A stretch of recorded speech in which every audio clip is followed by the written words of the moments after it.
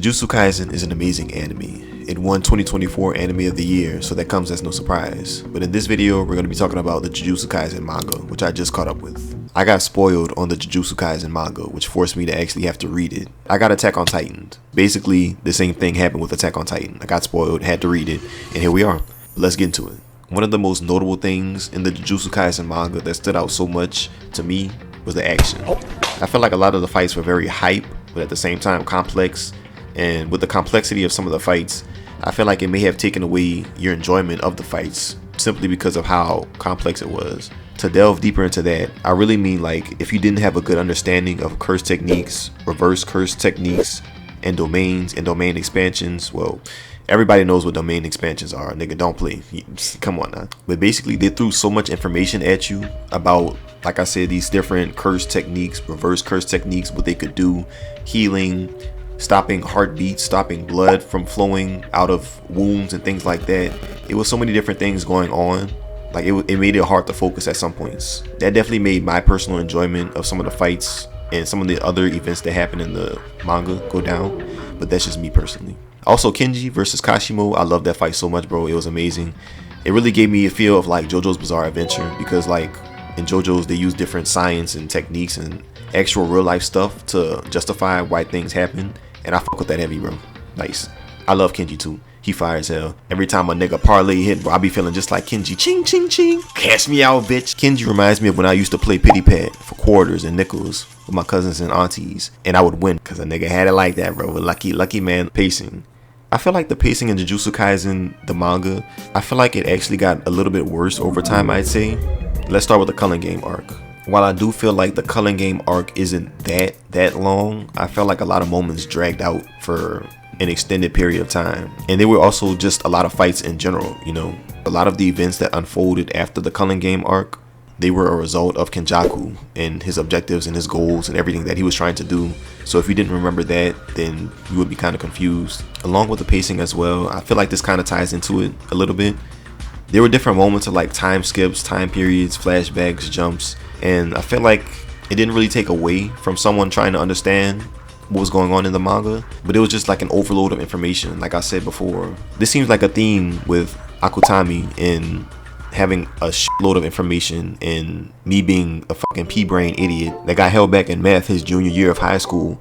That shit was hard for me to understand and recollect and just remember in general. My original plan for this video was to actually summarize each of the different chapters and talk about it and post my reaction to it, but I don't think y'all want a 2 to 3 hour long video of me doing that, right? No, senpai. That's what I thought. Thank you. Also, I feel like Kenjaku's death was pretty anticlimactic, because I don't know, it just felt like Sukuna, for example. Nigga, it took everybody on Earth, Mars, Jupiter, Saturn, Venus, Uranus, everybody on the fucking planet of Earth and all the other Earths and planets to defeat Sukuna. Meanwhile, with Kenjaku, Yuta just fucking instant transmission behind that nigga and ching ching ching sliced him up.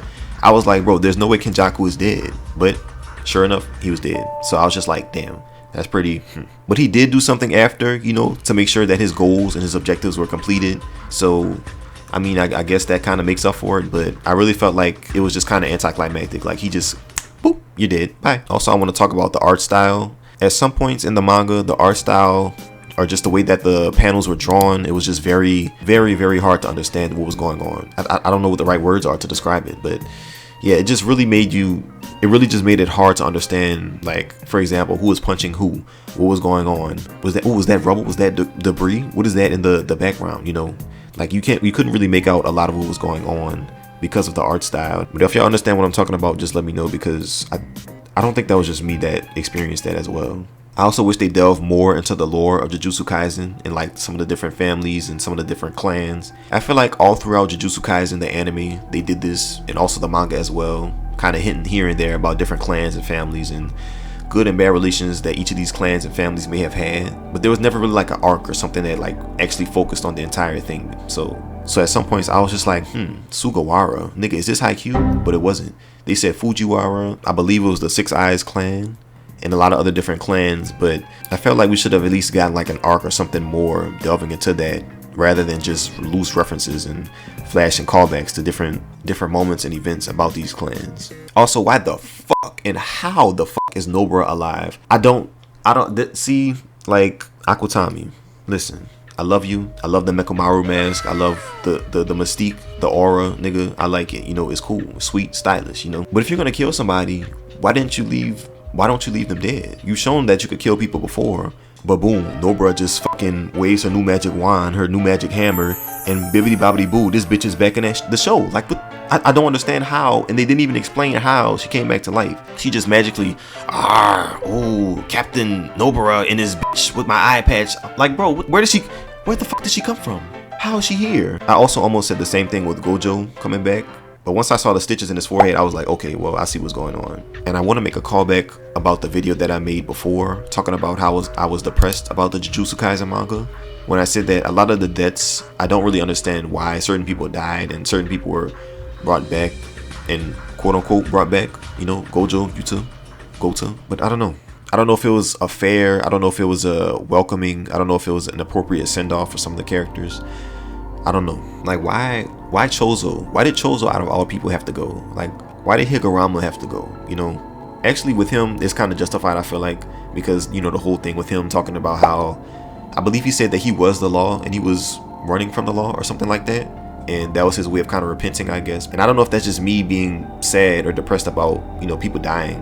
A lot of my favorite characters dying, you know, because Akutami's a heartless monster. The nigga is basically Araki with, no, never mind. Now some of the personal specific things that I liked about the Jujutsu Kaisen manga, the rest of the chapters.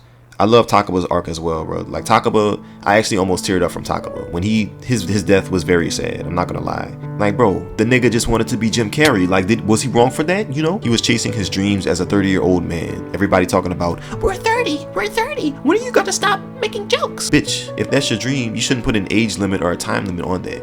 And that's why I really respected and liked Takaba, regardless or not if I laughed at his jokes or not. He was still cool. I wish we saw more from Kenji, even though we got Kenji versus Kashimo, Kenji a little bit before the Culling Game arc and during, but Kenji, bro, I wanted more of him. Pause. In the real world aspects of Jujutsu Kaisen really reminded me of like why I loved it so much. For example, let's go back to Kenjaku and Takaba's fight. Bro, they included a lot of real life examples of real life movies and pop culture references and media that it was just funny, you know, and it's such an interesting comparison with Jujutsu Kaisen's world and the real world, you know, because it's a dark fantasy type of anime. It's a fantasy shonen type of anime, but the real world elements of it bring you back into the real world, and it makes you understand that there's a lot of realistic aspects of it in some ways, more than others, some ways, you know. I'm also going to briefly talk about the last fight, which was Yuji versus Sukuna. Bro, that fight dragged for a long time, bro. I'm not going to lie. It really felt like Akutami was just trying to get the fight over with. And I can't really blame him because, like I said before, everybody on the planet Earth, bro, everybody was fighting Sukuna. But, like, Yuji just kept spamming Black Flash like fucking Yusuke and Jump Force spamming a spirit gun, bro. Like, I don't know if that ending was very satisfying to me. I don't know. I'm not trying to be like, you know, I'm not trying to complain too much about the ending or the manga in general, but it just didn't really feel fulfilling. It just felt like Black Flash, just keep boom, boom, boom, like keep running your head into the wall and eventually it'll break, you know. In the case of the Jujutsu Kaisen manga and the ending of it, it didn't really sit right with me. It left kind of like a bad taste in my mouth, along with the depression and sadness that I felt. And the surprise moments got me hype as well. Actually, I did, like I said, I recorded a reaction to it, so I'm just going to show certain moments from these reactions.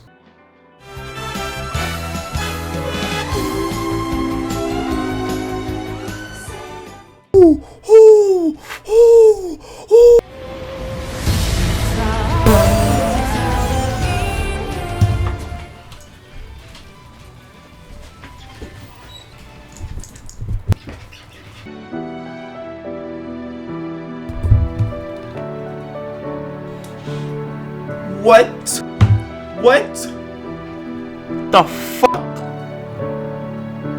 There's no way. I don't believe this. If I had 3 words to describe the rest of the Jujutsu Kaisen manga after I binge read it, the 3 words would probably be resilient, somber, and bittersweet. But yeah, let me know how y'all like this video. Let me know how y'all like the Jujutsu Kaisen manga if you read it and finished it. And just stay tuned because I got more videos coming, okay? I love y'all. Take care of yourselves. Drink water, manifest, and work hard, okay? So I'm going to go. I love you. Goodbye and peace.